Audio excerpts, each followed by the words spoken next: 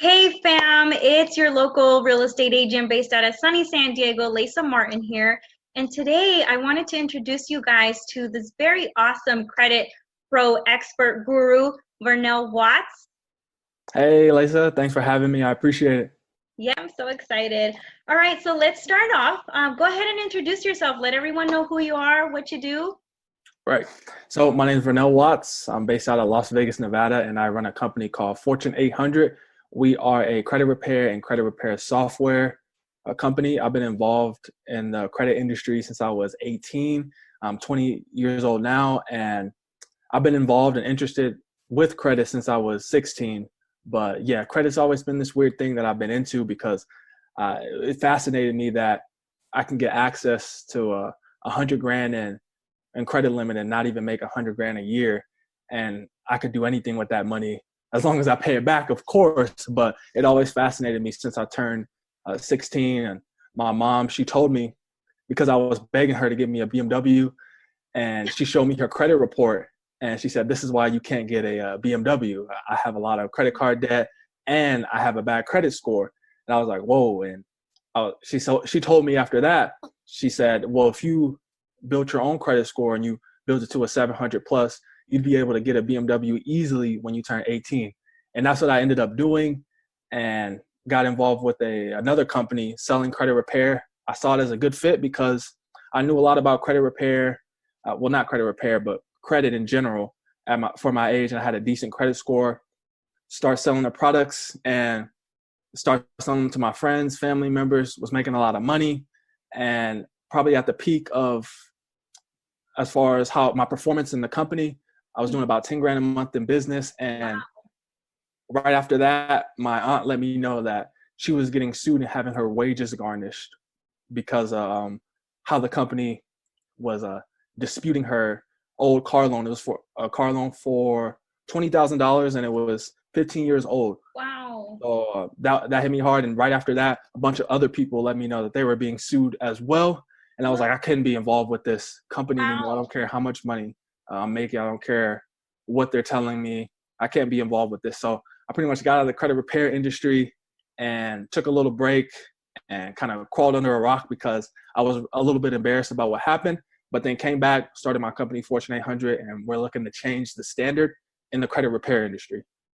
Wow, that's insane. Yeah. So you were working for this credit repair company, and within that time, you were helping some of your family and friends Hmm. who actually ended up getting sued because of the way this company was conducting business. Yes, exactly. Wow.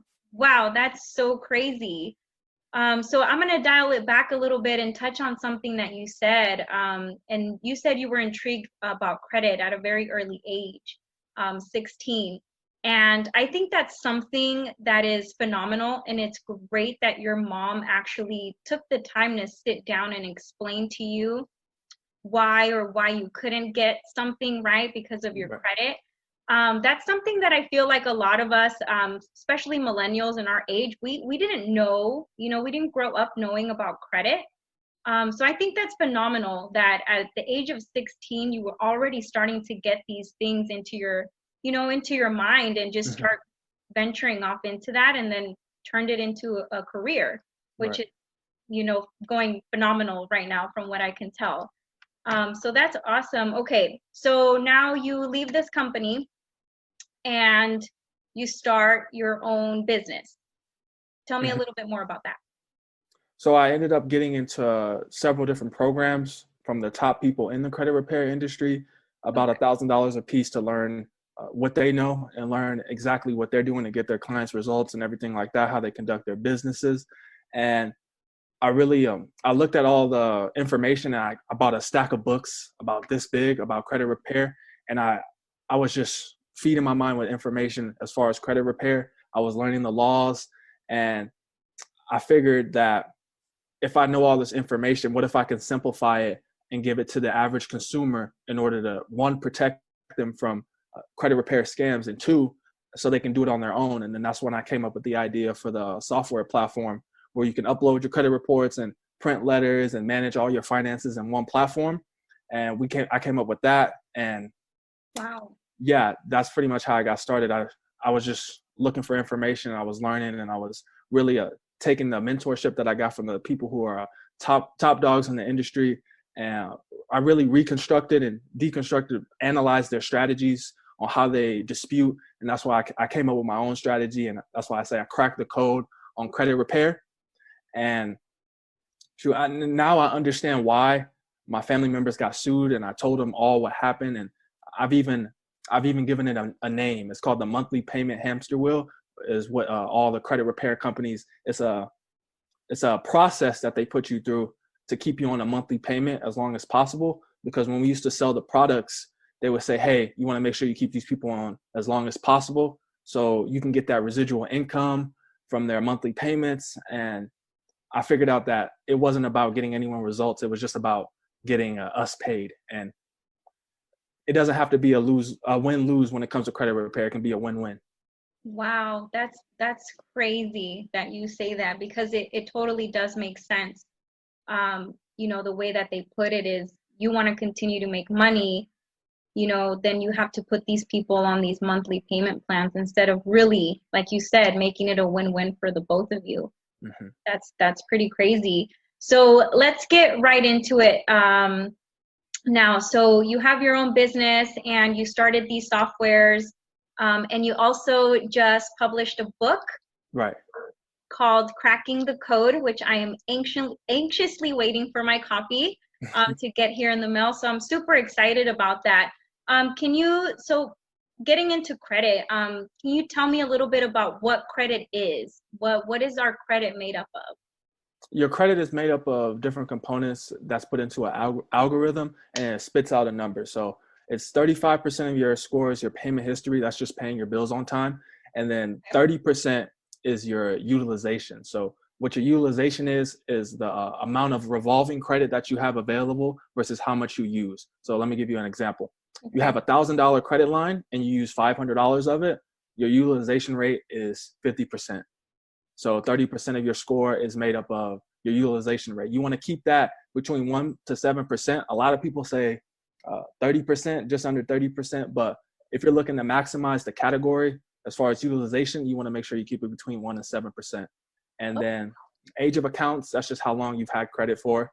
And then 10% is new credit and inquiries.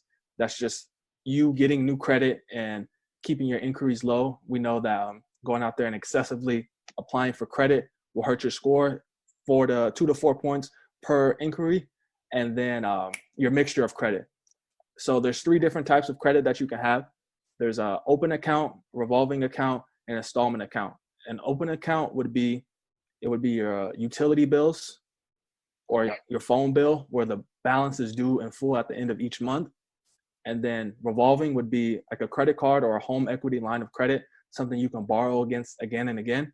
Mm-hmm. And then installment has a set due date where the loan will be paid off. So you pay a monthly installment and eventually the loan is paid off. And that's what your credit score is made up of. Gotcha. So installment would be something like a mortgage loan, right? Yes. Okay. So again, we have 30% you said would be your history. 35% payment history is your payment history. 30% is utilization, which it's news to me that you said between 1 and 7%, because I've always heard that if you should want to keep it at 30% of utilization under your credit. That's if you want to avoid getting a decrease in your score. But if you want to maximize the amount of points you want in that category, because each category has a certain amount of points that you can get in each category, and it's always a sliding scale and they change it. But for that category, 1 to 7% would be the maximum. You would get the maximum amount of points out of that category. Gotcha. Okay. And then the other 10% you said would be new credit and inquiries. Mm-hmm. So there's inquiries, for example, since I'm in the real estate industry, of course, I'm going to refer to real estate transactions. But once someone applies for or talks to a lender and they apply for a mortgage loan, I know that that's a hard inquiry. And a lot of times people are very afraid to shop lenders because they believe that that's going to affect their credit score negatively. Yeah, Is this is that what you need true? to tell your clients. You have a 45-day period to shop for a home loan or a car loan. And in that 45-day period, the credit bureaus recognize you're shopping for a home or a car, and they do not dock your score as much as if you were applying for a credit card every day versus your shopping lenders. So the effect on your score, it'll really be just counted as one inquiry between that 45-day period. So let them know they have 45 days to do that. Awesome. Good info. You hear it, guys? 45 days if you're going to be shopping for a car or a mortgage. Okay. Okay. And so again, the three main factors of your score was the installment loans, the open accounts, right? Am I Three going types right? of credit that you can have. Yeah, the three types of credit. Yeah. And the second one was revolving loans. Yeah. Okay. Gotcha, gotcha. Awesome. Now, can you tell me a little bit about what you believe to be good credit and bad credit? Because I know when I started off with credit, it was started off bad. I I started off with medical bills that I didn't know I had, and so that was considered as bad credit that I had to end up paying off and working, to pay off those medical bills that were considered bad credit. So can you dig in a little bit about what's bad credit and good credit? Yeah. Bad credit is usually anything under, shoot, I'd say probably about a 640. Under there, you're really going to have a tough time getting approved for anything. And if you do get approved, the interest rate is going to be really, really high. And you're going to be paying twice, almost three times for whatever it is that you're buying. And good credit is just when you've been put in a position where you can have 680 plus. That's usually the range of good credit. And then great credit would be 790 to 850. But yeah, just under 640 would usually be a bad credit, and you have a tough time getting approved. Okay, alrighty. Now I have my questions written down here because I have a lot of them for you. So let's see. So now talking a little bit into credit and what you can get approved for and what you can apply for. So this is a question that I have come across with a lot of different people, and we're always going back and forth. But once you get to that good credit area, you start to get all these offers from different banks or credit unions or credit card companies that are saying, hey, you're pre-approved already for this credit card, and they don't necessarily run your credit. Is that how does that work, where they're actually telling you you can borrow money but without having to run your credit? Right. So what those are is just soft pulls. There's a difference: soft pull, hard pull. And if you have a good relationship with that credit card company or that credit union or whatever financial institution it is, they will just pre-screen your credit score. So pretty much do a soft pull and give you an approval based on that. Now, when it comes to pre-approvals, it doesn't always mean you'll be approved. Now, especially when you get them in the mail, the credit bureaus sell the information to the credit card companies and all the financial institutions. So they'll send out a mail blast to an area that has the average credit score of 700. They'll send out a mail blast of pre-approvals because they have the data that in that area, that zip code, most people have a 700 plus credit score. And then you'll go into the mail and pick it up and be like, oh, I got pre-approved for it, and think you got pre-approved for a car, but really it's just a mail blast to everyone. And you'll get that, and then you'll apply for it, and then they'll say you're denied. So what they do is they go based off where you live, even your age, race, ethnicity, all that. They go based off that, and usually you can get approved for them, but a lot of people end up saying, oh, I got pre-approved, but then I got denied because they got some offer out of the mail, and they didn't know that their area, their average score is a 700 credit score, and it just got mail blasted to everyone. Wow, okay, that's interesting. Yeah, because I'm not going to brag about my credit score, but I keep getting those in the mail, and I'm like, I don't know if I really need to add more credit cards to my wallet. What do you think? Do you think that's kind of a good thing? Like the more credit you have available, the better your score is, or? You have to evaluate your goals and what you're doing with your credit. So Okay. usually there's two sides of it. Either you're getting credit to acquire something like a home, a car, or something like that, a credit card, or you're using your credit to build something or create something, like you're getting a business loan or whatever it is you're borrowing against your home to get another property, something of that nature. So you really want to evaluate what your goals are with your credit before you accept any pre-approval letter or pre-approval offer that comes in the mail. Gotcha. Okay, so just don't apply for them just to apply for them and see if you get Yeah. Yeah, you don't want to do that. that makes sense. Then you won't get any more. That makes sense. All right. So tell me a little bit about, let's say that I am looking to purchase a new car, and just kind of like how you got started, you were very young when you wanted to purchase your first car, and you had really no credit to do so. Can you tell us a little bit of how we can make that happen, start establishing good, healthy credit? Oh, so you want me to talk about how to establish it initially? Yes. Like if I Okay. have no credit, I'm young, I have nothing, how do I get about this getting started?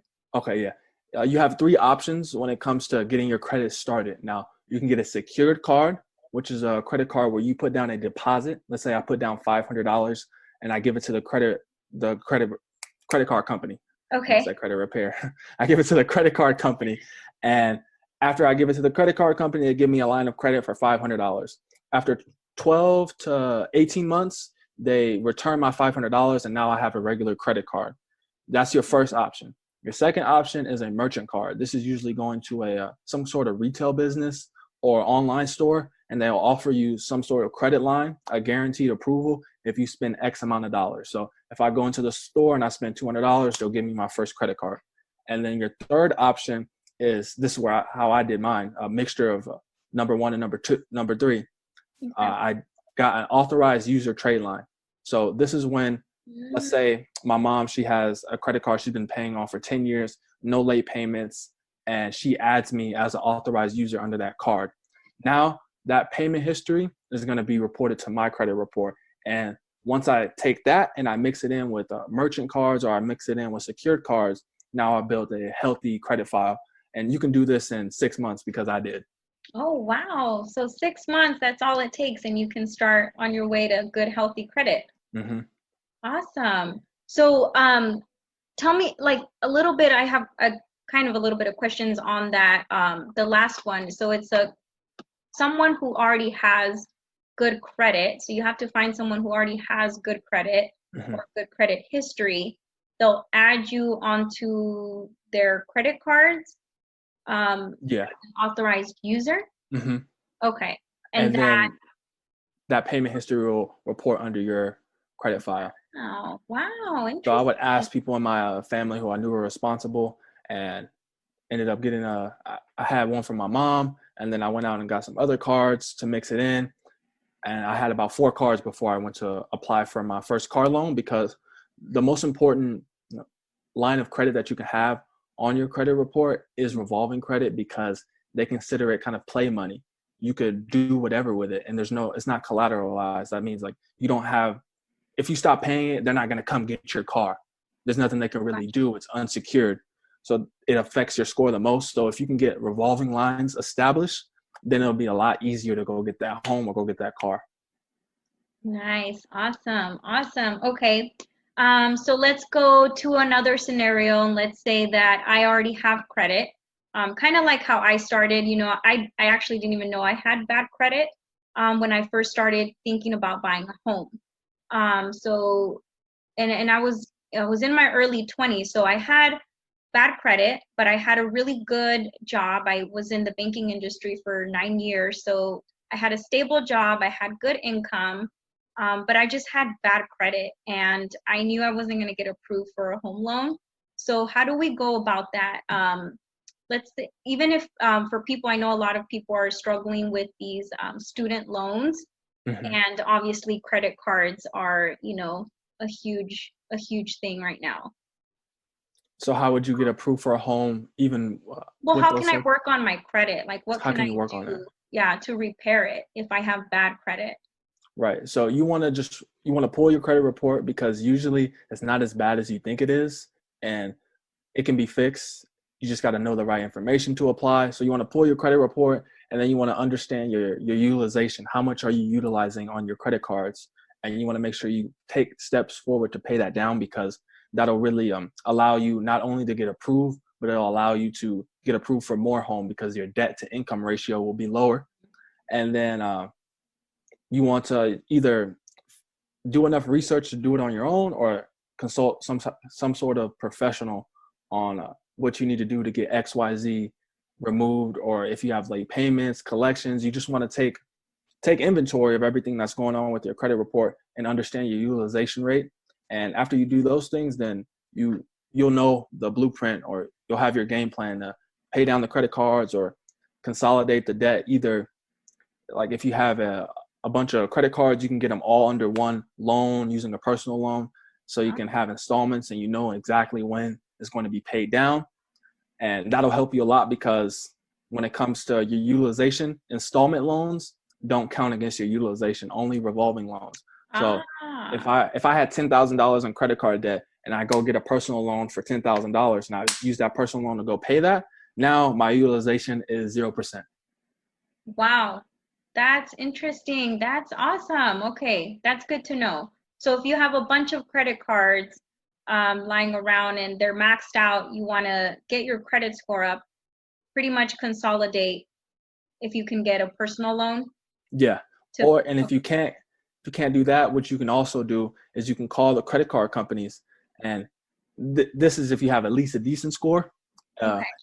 you can call the credit card companies and say, hey, I just received this email, or I received this letter for a pre-approval on a card for a balance transfer fee, or not, a balance transfer rate of 0% APR. Oh And I yeah. want to keep my balance with you guys. And I wanted to know, what can you guys do for me in a situation like this? And usually they'll lower your interest rate. Wow, that's interesting. I didn't know that. Yeah, everything's negotiable when it comes to your credit cards. Any fees, your interest rates, it's all negotiable. Awesome. Solid. This is some good, solid stuff for now. I'm so excited. I'm so happy you decided to do this interview and share all your knowledge with us. I Yes, thank you for really having me. appreciate it. Okay, I had one more question for you, and it totally slipped my mind. Um, but I did want to get into a little announcement. Vernell and I are teaming up together to do a quick giveaway of your new book, Cracking the Code. Yeah, I got it right here. There you go. There it is. Yes. So without giving us too much, tell me just a tiny bit about what your book entails, or what it's about. Yeah, so the first part of it is it really helps you tackle your credit card debt. Like, it breaks down even scripts for these strategies that I'm talking about on this video with you. And then after we tackle your credit card debt, we get into the disputing, getting negative items removed. And I lay out what I call my surge dispute strategy. It's the dispute strategy that I came up with after studying the best in the industry. And I lay that out so you can go out and dispute the negative items on your own. I even give you exact dispute letter templates. There we go. Dispute Okay. letter templates that you can use that'll get results. These aren't generic templates. These are really detailed, and it'll show you what exactly to do step by step. And then after you've repaired your credit, it'll give you a blueprint to achieve even up to 6 figures in credit line, or whatever it is that you want to do. Maybe you want to travel for free. I'll talk about how to do that. Maybe you want to maximize Ooh, cash back. Maybe you want to yes. get the highest credit score possible. I give the blueprint for an 800 plus credit score. And that's not that's not my opinion on a lot of this stuff. This is all fact. This is reference from Experian, their algorithms. All this comes from fact. And I also tie in my personal experience and what I've learned doing credit repair, practicing on my grandma, and doing all these different things, and what I've learned over the years. And I teach you how to spot a credit repair scam as well. which is super important. Yes, nice, because then we don't want to end up in those situations where we end up getting sued over, trying to fix our credit and going about it the wrong way. Right. Um, awesome. So yes, you guys, so stay tuned. I am going to be posting on IG the raffle and the giveaway, so you guys can know how to enter to win a free copy of Cracking the Code by Vernell Watts. And as you were speaking, number one, I remembered my question that I had for you, and I also came up with another one. Okay. I wanted to ask you, when would be a good time for someone who is interested in either repairing their credit or starting their credit? When's a good time for us to reach out to you, to someone like you? Or should we just, go and look at your website and try and figure out that way? Well, yeah, you can always reach out to me, support@fortune800.com. You can book a consultation through my website, www.fortune800.com. And I can take a look at your credit report at any given moment. We can set up a time to look at your credit report, and we can go through your goals and figure out where you're at and what we can do to get you to where you need to be. So that'd be anybody who's even thinking about moving forward. I'd be willing to speak with them and help them talk about their goals and really give them clarity as far as their credit and where they're at and where they can be if given the correct blueprint. Awesome. Well, good. That's awesome. So you heard it, consultation. If you are having any type of credit issues, or you just want to learn how to establish your credit, we can reach out to Vernell and he'll give you that consultation, right? Right. And if you want to learn the basics of your credit score, you can I'll give you the link for this to put down below. Oh, but you yes, can go perfect. to Credit Basics. My Credit Basics course is free for everyone who wants to go through it. It's a quick little course that teaches you all the basics of credit. Awesome. That's great. So I will be posting all your information in the description so everyone could know where to go and how to reach you and how to get a hold of you. My last question for you is, when it comes to looking up our credit and our credit scores, what is the best or most reliable site to use? Like, I know Credit Karma is, something that a lot of people utilize. What I've come to experience with Credit Karma, and I don't know if, this is, all around, but it's not, it's almost like not 100% accurate, the scores that you have with Credit Karma, because also one of my credit cards gives me a credit monitor as well, and sometimes those credit scores don't match up with each other. Yeah, the reason for that is the score that you see on Credit Karma is called a Vantage Score 3.0. So it's different than your FICO score. It's supposed to mirror the FICO score as much as possible, but it can be off anywhere from 20 to 50 points because the algorithm is different. Because FICO, Fair Isaac Corporation, they own the rights to the algorithm, the FICO scoring model. So none of these credit monitoring services can use it. The one that I use to monitor my credit is Identity IQ. That's been the best one. That's where I do my work for clients. Those are usually the most detailed credit reports. That's that's the best credit monitoring. That's the best. Identity IQ. Yeah. Gotcha. Okay, well, I think those were all my questions for you for today. And before we wrap it up, did you have any last words or anything else that you might want to share? Let people know? Yeah, I always like to say this. Credit, when it comes to your credit, there's two sides of the fence. There's the side of people who are benefiting from their credit. They're getting low interest rate mortgages, car loans, business loans. And then you have the side of people who are being taken advantage of. People are getting sued, getting taken advantage of these credit repair companies, going to payday loan centers, check cashing centers, title loan centers.